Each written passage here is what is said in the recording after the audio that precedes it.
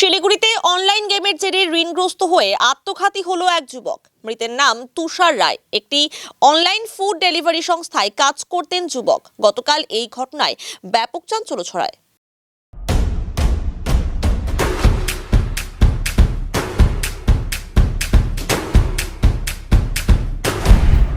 Stay tuned.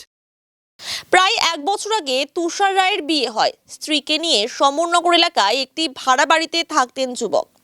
মৃতের স্ত্রী রিয়া সরকার বলেন, বোনের মেয়ের জন্মদিন ছিল, সেই কারণে গতকাল সকাল থেকে সেখানেই ছিলাম।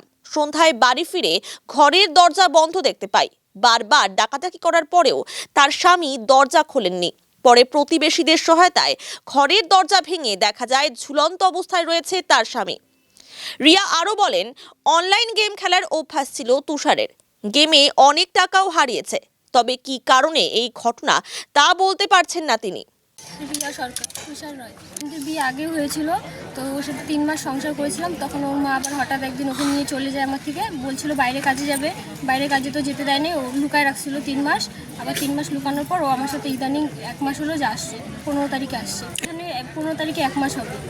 ছিল কিছুই তো হয়নি। আজকে আমি যেখানে ভাড়া থাকি, দিদির মেয়ের জন্মদিন ছিল, ওখানে গিয়েছিলাম। সকাল থেকে ওখানেই ছিলাম, আমি সারাদিন বাড়িতে ছিলাম না। এখন 6টার দিকে বাড়িতে এসে দেখি গেটটা অনেকক্ষণ থেকে ধাক্কা দিচ্ছি, খুলতেছে না।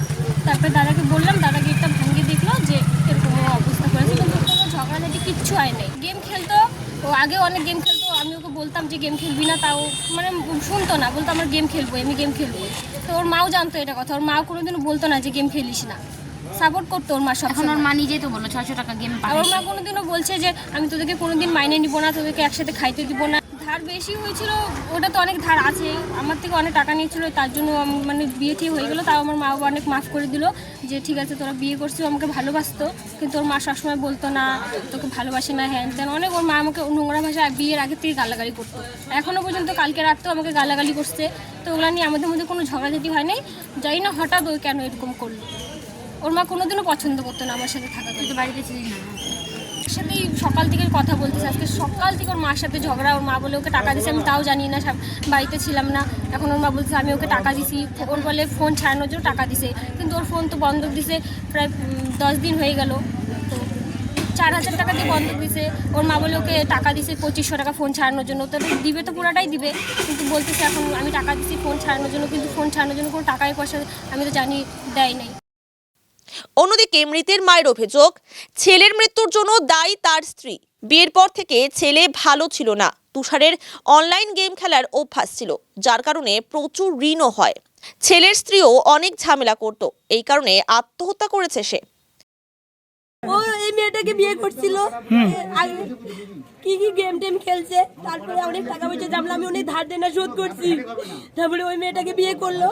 দেখো ওই মেয়েটাকে আমি মেয়ে বানাইছি, 5 বছর থেকে আমার বাড়িতে যাইতো। ওকে আমি তো ওরকম বিয়ে মানবো না। তো বলছি ঠিক আছে ওরা আলাদা খাবে খাক। আজকে আমি টাকা দিয়েছি 2800 টাকা, দেখেন এখানে। আজকে আমি টাকা, আমার কাছে টাকা নিল, ওই যে আমি টাকা দিলাম। তারপরে বললো মা আমি মোবাইলটা ছুটাবো, মোবাইলটা বন্ধ আছে, নতুন মোবাইল। ঠিক আছে বাবা, আমি 2800 টাকা দিয়েছি, দেখেন এই যে নেহা স্টোর টাইম দেখেন সব আমি দিয়েছি টাকা। 6টার দিকে ফোন করলো, আমি মোবাইলটা দিতে যাবে তো ফোন করলাম। আমি কথা বলবো বলে যে মা আমি যখন যাবো তোমাকে ফোন করবো। 5 মিনিট পরে এখান থেকে ফোন যায় যে আমার ছেলে নাই, 19 বছরও হয় নাই, মারছে, ওর বার্থডে আছে। এদিকে খবর পেয়ে পুলিশ ঘটনাস্থলে পৌঁছে মৃতদেহ উদ্ধার করে ময়নাতদন্তের জন্য পাঠায়। গোটা ঘটনার তদন্তে পুলিশ জানি বলতে কি বেশি দিন হয়নি তো, এখানে মাত্র 22 দিন হলো এখানে ভাড়া আসছে। এখন পর্যন্ত ওর সঙ্গে আমি দেখিও নি ঠিক মতন। আমি তুষার বললো ও থাকতো, আর বিয়ে করেছে। আচ্ছা, ও আর বউ 2 দিন থাকতো, আর কেউ না। এটা তো বোঝা যাচ্ছে না, কিন্তু এখন ওই যে মা আসছিল, মাঠ থেকে যেটা বোঝা গেল যে ও গেম খেলতো, কি একটা মোবাইল একটা গেম খেলতো, অনলাইন গেম। তো ওই গেমের খেলাতে অনেক টাকা মানে ঋণদারের ব্যাপার আছে। ওর মা বললো যে আজকে সন্ধ্যাবেলা নাকি মাকে টাকাও বলেছে যে আমাকে কিছু টাকা লাগবে, মোবাইল বন্ধক আছে। তোর মা আবার 2800 টাকা পে করেছে ওই মোবাইলটা নেওয়ার জন্য।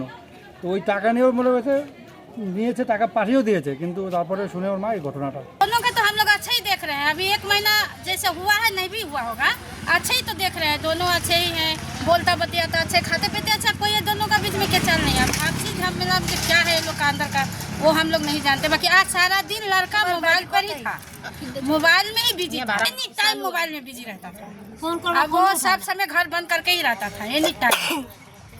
ये बाहर में काम करती तो भी उसका घर का एकदम दरवाजा बंद ही रहता था। हम लोग एनी टाइम बोलते थे कि क्या करता है घर में, बाहर निकलो, तभी भी नहीं निकलता था। ना वो किसी से कुछ बोलता था। लड़का ऐसे ही कोई खराब नहीं था, बहुत अच्छा सीधा साधा था, किसी से कुछ नहीं बोलता था।